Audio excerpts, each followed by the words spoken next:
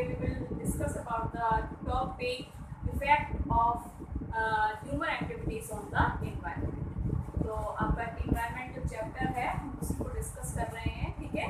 और इसमें जो हम आज पढ़ेंगे वो पढ़ेंगे कि क्या क्या एक्टिविटीज ह्यूमन करता है जिसकी वजह से environment पे इफेक्ट पड़ता है। तो आप सब जानते हैं कि environment को पॉल्यूट करने में हम सबका ही हाथ है।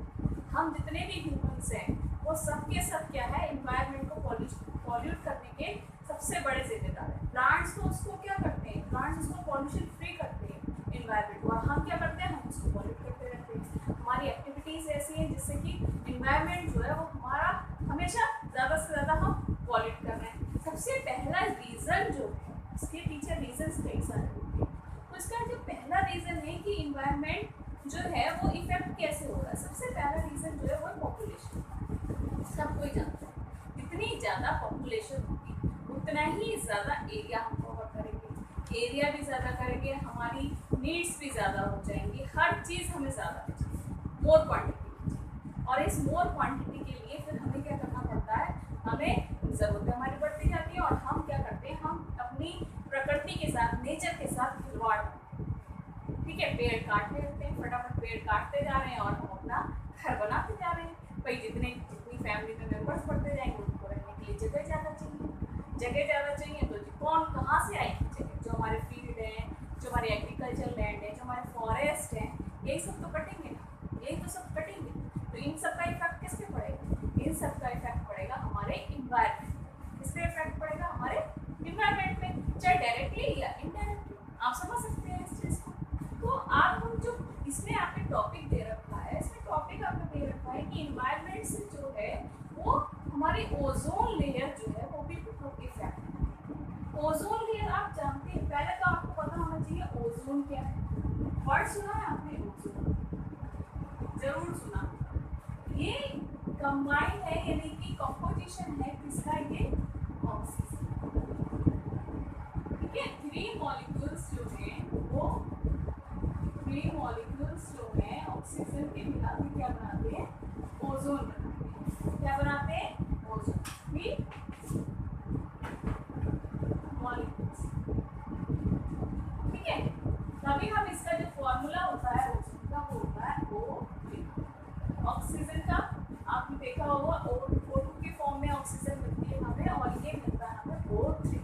अब ओजोन तो बन गई, ओजोन कैसे बनती है, जब ऑक्सीजन के मॉलिक्यूल जब हाई टेम्परेचर होने लगता है, टेम्परेचर बहुत ज़्यादा हाई होने लगता है और ऑक्सीजन में डिप्रेशन होने लगता है, जो अल्ट्रावायलेट रेज होती हैं वो जो होती है वो किस पे आने लगती है, ऑक्सीजन पे आने लगती है। फिर वो ऑक्सीजन पे मतलब आके फिर वो क्या बना लेती है, ओजोन बनती है, ठीक है, हाई टेम्परेचर। तो आप समझिए अब ओजोन लेयर क्या है, भाई ये तो ओजोन हो गया। दूसरा ओजोन लेयर क्या है, ओजोन लेयर, भाई ओजोन की परत जो हमारे हमारी अर्थ के चारों तरफ है, ओजोन की लेयर है जो हमें किससे प्रोटेक्ट करती है, ये हमें प्रोटेक्ट करती है अल्ट्रावायलेट रेज से। अब अल्ट्रावायलेट रेज जो है ये कहाँ से आती है, अल्ट्रावायलेट रेज आप सबको पता होगा, ये अल्ट्रावायलेट रेज जो आती है वो कहाँ से आती है, सन से आती है। कहाँ से आती है, सन से आती है। तो सन से जो अल्ट्रावायलेट रेज आती है उनको कौन प्रोटेक्ट करता है, ये प्रोटेक्ट करता है। ओजोन लेयर क्या करती है, प्रोटेक्ट करती है भाई हम लोगों को, कई सारी बीमारियों से बचाती है। स्किन आपने देखा होगा ज़्यादा गर्मी पड़ती है तो हम लोग स्क्रीन लोशन यूज़ करते हैं, सनस्क्रीन यूज़ करते हैं सनस्क्रीन लोशन यूज़ करते हैं। क्यों करते हैं सनस्क्रीन, क्योंकि सन की रेज इतनी तेज होती है वो हमारी स्किन को जलाती है, वो अल्ट्रावायलेट रेज इतनी तेज होती है जो हमारी स्किन पे सीधे इफेक्ट आती है। तो ये हमें प्रोटेक्ट करती है, किस से प्रोटेक्ट करती है, स्किन डिजीजेस से प्रोटेक्ट करती है, स्किन और जो बीमारियां हैं उनको डैमेज होने से प्रोटेक्ट करती हैं। तो ये जो है हमें कई तरीके से प्रोटेक्ट करती है, स्किन की कई बीमारियों से हमें इसको बचाती है। अब नया एक इसमें बात आती है, डिप्लीशन ऑफ ओजोन। क्या आती है, depletion of ozone. Ozone layer जो है वो धीरे धीरे खत्म होती जा रही, कम होती जा रही है। अंटार्कटिका में आपको पता है, अंटार्कटिका में जो है ओजोन लेयर के अंदर एक होल पाया गया, होल मिला है। होल क्यों मिला है? क्योंकि जो हमारा इन्वायरमेंट है वो इतना पॉल्यूट होता जा रहा है, इतना पॉल्यूट होता जा रहा है कि जो ये लेयर है ये पतली होती चली है। जैसे ये लेयर है तो ये लेयर जो है वो इतनी पतली होती जा रही है, और इसके अंदर क्या है, इसमें से फिर ये अल्ट्रावायलेट रेस एक दिन ऐसा आएगा कि अल्ट्रावायलेट रेस इसमें से पार हो जाएंगी, इसके अंदर आ जाएंगे। फिर हमें कौन बचाएगा? कौन बचाएगा हमें, बताइए। तो इसीलिए कहा गया है कि हम अपने इन्वायरमेंट को बचाएं, सेव करें। अगर आप एक पेड़ काट रहे हैं तो दूसरा पेड़ उसकी जगह लगाइए, तभी हम अपने इन्वायरमेंट को बचा सकते हैं। अदरवाइज कोई भी ताकत ऐसी नहीं है जो हमारे इन्वायरमेंट को हम ही बचा सकते हैं। हम बिगाड़ रहे हैं तो हम ही बचाएंगे। इसके जो जब हमने ही इसको खत्म कर रखा है तो हमको तो इसको सेव करना है। भाई सारा तो सब कुछ हमारे ऊपर है, कोई एनिमल नहीं कर सकते इसको, कोई प्लांट्स नहीं, प्लांट्स तो ऑलरेडी प्रोटेक्ट करते हैं। एनिमल्स को उनमें अकल नहीं होती है तो एनिमल्स क्या करेंगे? इंसान ही तो है, ह्यूमन्स ही तो है, उनकी एक्टिविटीज ही तो है जो इसको इफेक्ट करती है। इन्हें हमें क्या करना पड़ेगा? इनको हमें प्रोटेक्ट करना है। डिप्लीशन होता जा रहा है, लगातार डिप्लीशन होता जा रहा है ओजोन लेयर का, और ओजोन लेयर जो है वो उसके अंदर अल्ट्रावायलेट रेज, एक दिन ऐसा होगा कि अल्ट्रावायलेट रेज जो है वो आ जाएगी। अब इसमें आपने देखा होगा कि CFCs, जो आपको पता है इसमें कौन सी वो आती है गैसेस? CFCs जितनी भी हैं ये गैसेस जो है वो इसके अंदर आती। क्लोरोफ्लोरोकार्बन, ठीक है, क्लोरोफ्लोरोकार्बन यानी कि जितनी भी गैसेस हैं वो किसके अंदर आती है? वो अल्ट्रावायलेट रेज के अंदर आती है। और ये हमें, हाँ, उनसे भी हमें कौन बचाता है? अब आप ये बताइए, आपने सुना होगा, एक वर्ड सुना होगा, ग्रीन हाउस इफेक्ट। सुना है? नहीं सुना है? सुना होगा, बिल्कुल सुना होगा, ग्रीन हाउस इफेक्ट।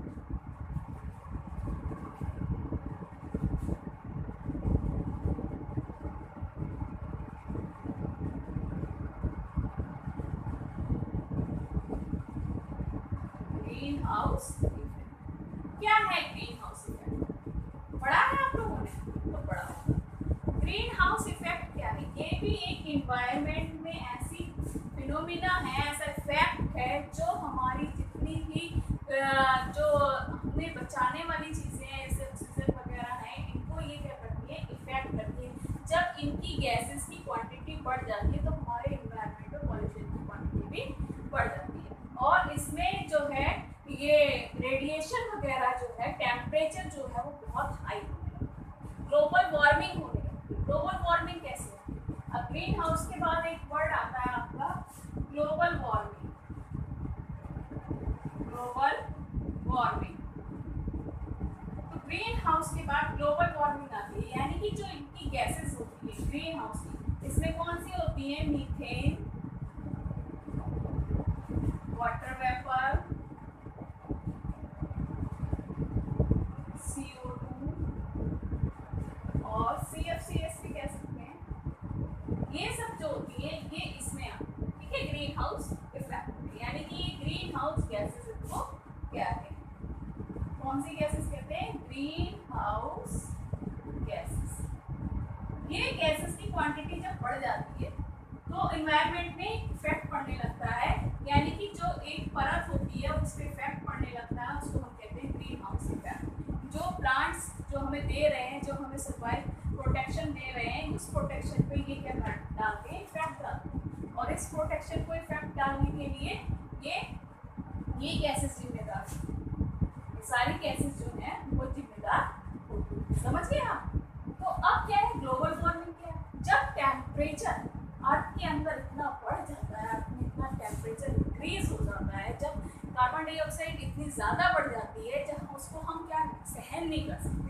तो आपने देखा होगा ज्वालामुखी फटने लगता है, मतलब ज्वाला ऐसा लगता है कितनी गर्मी हो रही है, ग्लेशियर्स पिघलने लगते हैं, ठीक है, वॉल्केनोस फटने लगते हैं। तो वही सब क्या है? वो ग्लोबल वार्मिंग। ये डिजास्टर्स हैं, क्या है, नेचुरल डिजास्टर्स है जो किसकी वजह से आते हैं, ह्यूमन एक्टिविटीज की वजह से आते हैं। ह्यूमन हरकतें करते हैं और झेलना पड़ता है।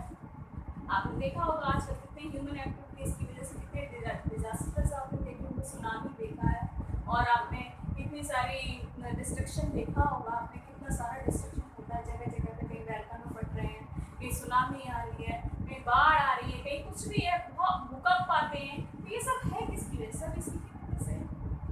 समझ रहे हैं मेरी बात को? तो अब हम इतना तो हमने इसमें पढ़ लिया, हम दूसरी तरफ चलते हैं, वो है मैनेज ऑफ गार्बेज। ठीक है, ये तो एक टॉपिक हो गया आपका ओजोन का। अब हम गार्बेज का जो टॉपिक पढ़ेंगे कि गार्बेज को जो है इसी में आता है, ह्यूमन इफेक्ट नहीं आता है, ये भी ह्यूमन एक्टिविटीज का, ह्यूमन एक्टिविटीज गार्बेज को किस तरीके से यूज कर सकता है, ठीक है, कैसे मैनेज कर सकता है, देखिए बताते हैं आपको।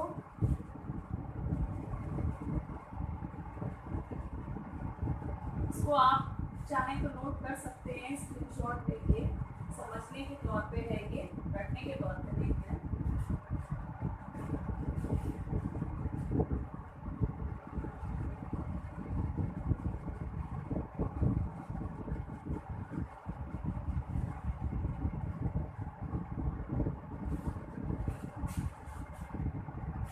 मैनेजिंग गार्बेज, ठीक है, मैनेजमेंट ऑफ गार्बेज।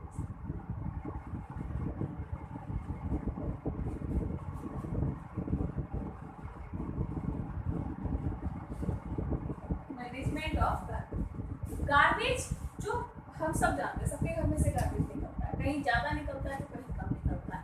गांव में आपने देखा होगा जो काउ डंग वगैरह होता है, बफेलो डंग वगैरह होता है, वो सब एक जगह इकट्ठा कर दिया जाता है और उससे क्या बनाई जाती है, खाद बनाई जाती है, जिसको हम एग्रीकल्चर में अच्छी तरीके से यूज करते हैं। तो इसके जो गार्बेज को मेथड्स हैं गार्बेज डिस्पोजल के, वो ये है, लैंडफिल, ठीक है, कंपोस्टिंग, रिसाइक्लिंग,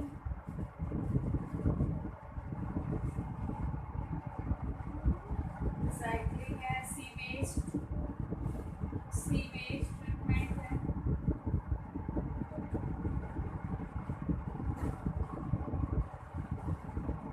और कौन सा हो सकता है, कंपोस्टिंग हो गया, हाँ, इंक्रीनेशन,